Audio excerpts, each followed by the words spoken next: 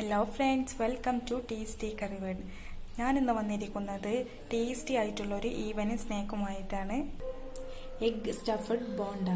അപ്പം എല്ലാവരും എന്തായാലും ട്രൈ ചെയ്ത് നോക്കണേ. ഈ ചാനൽ ഇഷ്ടമായാൽ ലൈക്ക് ചെയ്യുകയും സബ്സ്ക്രൈബ് ചെയ്യുകയും ചെയ്യണേ. അപ്പോൾ നമുക്കിതെങ്ങനെ തയ്യാറാക്കാം നോക്കാം. ആദ്യം സ്റ്റവ് ഓൺ ചെയ്ത് ഒരു പാൻ വെക്കുക. പാൻ നല്ലവണ്ണം ചൂടായിട്ടുണ്ട്. അതിലേക്ക് 2 ടേബിൾ ടീസ്പൂൺ ഓയിൽ ഒഴിച്ചു കൊടുക്കാം. അപ്പോൾ ഓയിൽ നന്നായി ചൂടായിട്ടുണ്ട്. അപ്പം അതിലേക്ക് 3 സവാളയാണ് ഞാൻ ഇവിടെ എടുത്തിട്ടുള്ളത്. നല്ല തിന്നാക്കി മുറിച്ച 3 സവാള അത് ചേർത്ത് കൊടുക്കാം. സവാള നല്ലവണ്ണം വഴറ്റിയെടുക്കാം.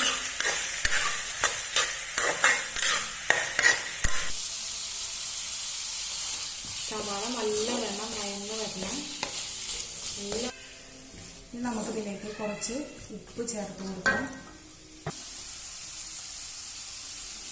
ആവശ്യത്തിനുള്ള ഉപ്പ് ചേർത്ത് കൊടുക്കാം.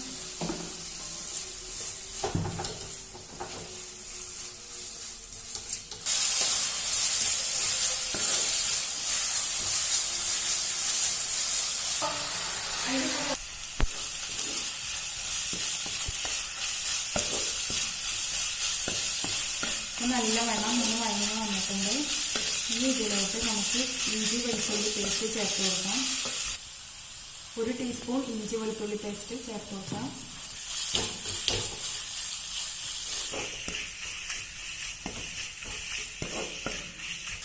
ഇതിലേക്ക് ഒരു മീഡിയം സൈസ് തക്കാളി ചെറുതാക്കി വരുന്നത് ചേർത്ത് കൊടുക്കാം.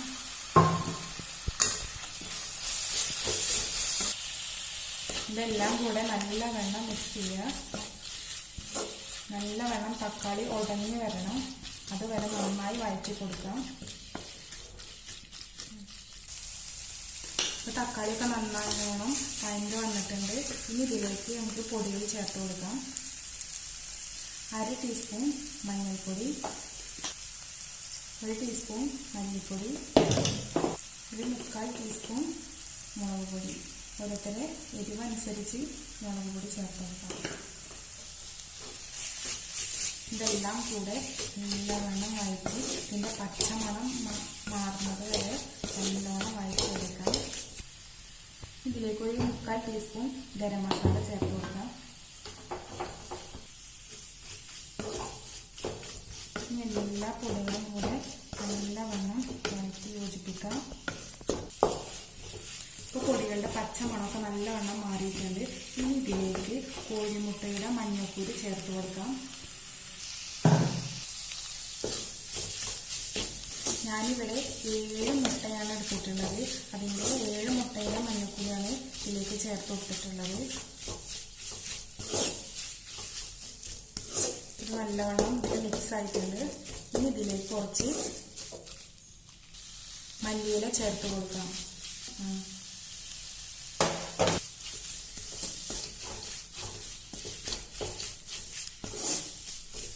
ഈ മസാല ഇത് ഇത്രയും മതിയാവും. നമുക്ക് സ്റ്റവ് ഓഫ് ചെയ്യാം. ഇനി ഇതിലേക്ക് ബ്രെഡ് ക്രംസ് വേണം. അപ്പോൾ നമുക്കത് തയ്യാറാക്കിയെടുക്കാം. അപ്പോൾ ബ്രെഡ് ക്രംസ് റെഡി ആയിട്ടുണ്ട്. പിന്നെ ഇതാ സ്റ്റഫിങ്ങിനുള്ള മസാലയും റെഡി ആയിട്ടുണ്ട്. ഇനി മുറിച്ച് വെച്ചിരിക്കുന്ന കോഴിമുട്ട നമ്മൾ ഒന്നെടുത്തിട്ട് അതിലേക്ക് ഈ സ്റ്റഫിങ് മസാല വെച്ച് കൊടുക്കുക.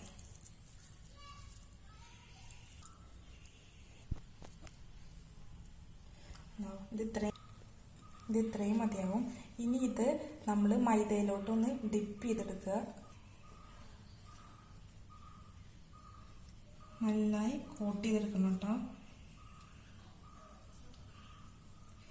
എന്നിട്ട് ഇത് ബ്രെഡ് ക്രംസിൽ മുക്കിയിട്ടെടുക്കുക. അപ്പോൾ ഇതിപ്പോൾ നന്നായി കോട്ടായിട്ടുണ്ട്. ഇത് മാറ്റി വെക്കാം.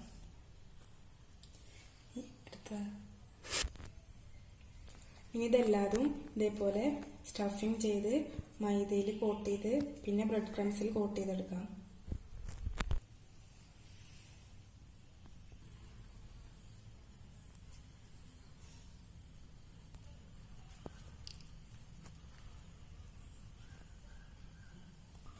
ഇതിപ്പോൾ എല്ലാതും സ്റ്റഫിങ് ചെയ്തെടുത്തിട്ടുണ്ട്. ഇനി നമുക്കത് വറുത്തെടുക്കാം. ഇപ്പോൾ ഒരു പാൻ വെച്ച് ചൂടാക്കി അതിലേക്ക് ഓയിൽ ഒഴിച്ചിട്ടുണ്ട്. ഓയിൽ നല്ലവണ്ണം ചൂടായി വന്നിട്ടുണ്ട്.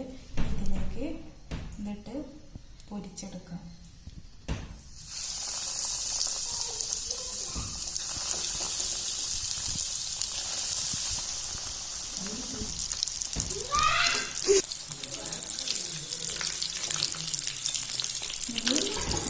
തിരിച്ചിട്ട് കൊടുക്കാം. ഇപ്പോൾ ഇതായിട്ടുണ്ട്. എന്നിട്ട് നമുക്ക് മാറ്റി വെക്കാം.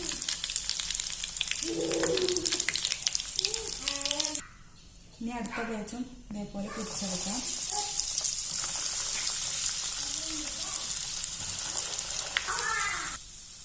നമ്മുടെ എഗ് സ്റ്റഫഡ് ബോളിലുള്ള റെഡി ആയിട്ടുണ്ട്.